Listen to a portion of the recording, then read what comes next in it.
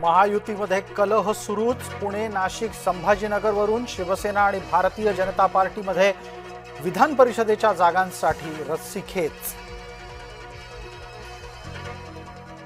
विधान परिषद निवडणुकीमुळे शिवसेनेतली अस्वस्थता पुन्हा चर्चेत. एकनाथ शिंदेंनी दिल्लीत घेतली अमित शहा यांची भेट.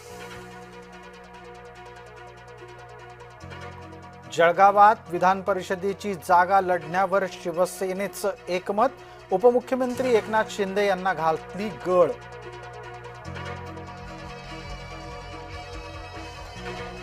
महायुतीतला निधी वाटपाचा वाद चिघळला. वाद मिटवण्यासाठी महायुतीच्या समन्वय समितीची लवकरच बैठक.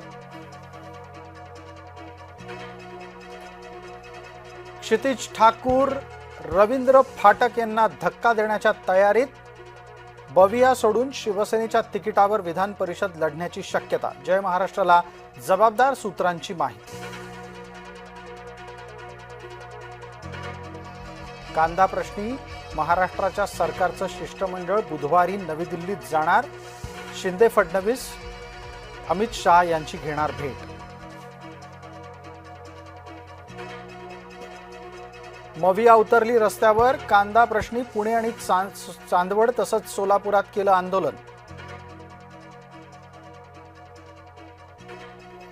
केंद्र सरकारकडून कांदा उत्पादकांना दिलासा देण्याचा प्रयत्न. कांदा खरेदीच्यासाठी प्रति क्विंटल 1580 रुपयाचा दर ठरला.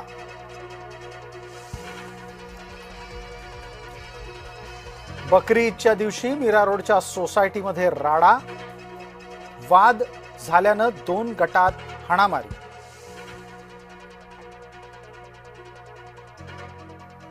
पंतप्रधान नरेंद्र मोदी यांच्यावर हर्षवर्धन सकपाळ यांची पायरी सोडून टीका. हर्षवर्धन सकपाळ यांना एकनाथ शिंदेंनी सुनावलं. मोदीच खरे धुरंधर.